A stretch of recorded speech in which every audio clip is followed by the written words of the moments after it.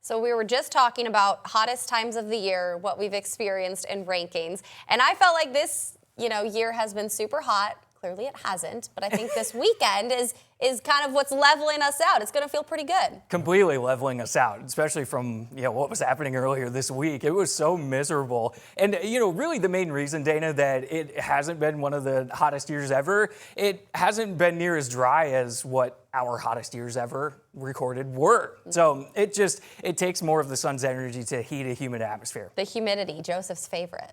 I love the humidity. Okay, and here's the thing. I wasn't too surprised because if you think about it, the heat that we had, especially like Saturday, Sunday, Monday, that's the worst we've had this year. It really hasn't been like truly that terrible.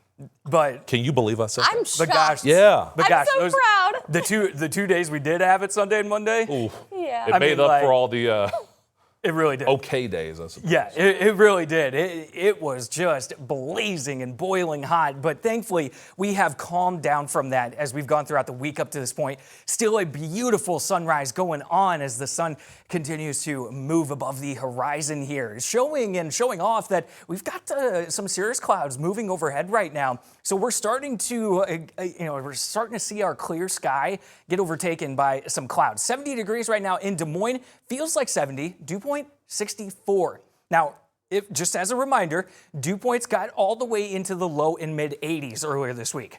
We are nowhere near that, and that's what we like. That's what we enjoy. We've got the mid 60s for temperatures. Temperature-wise, fantastic. Dew points, low to mid 60s across the eastern portion of the area, western parts of central Iowa in the upper 60s. So a little bit more humid farther west that you go. It is still noticeable, this humidity, but it's not miserable.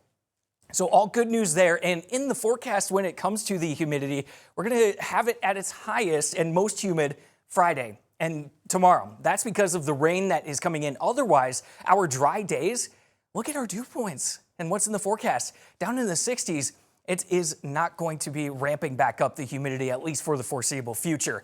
But thunderstorms going to be moving in overnight tonight. So very, very late is when we'll start to see the chance for those storms increase. 86 degrees this afternoon. We still have some wildfire smoke overhead that is slightly lowering our air quality at this time, but look at what happens to the smoke that's overhead right now. It gets pushed off to the east, and then another little layer tries to kind of push in as we head into Saturday. I'm not totally sold on that being as thick as the layer that we've had the last few days, but wildfire smoke, not the main story, just something that we've experienced.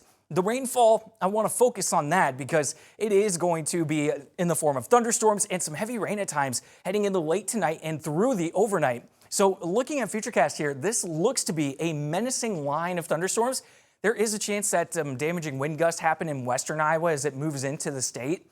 We're not looking at severe weather chances being very high in central Iowa as those storms look to weaken a bit as they move in, but they are going to still produce some heavy rainfall. And then the system that's bringing us this rain just kind of spins right through the state of Iowa and right near the state of Iowa, which means things kind of linger a bit in those thunderstorms in the second half of the day on Friday before it gets much drier heading throughout the weekend.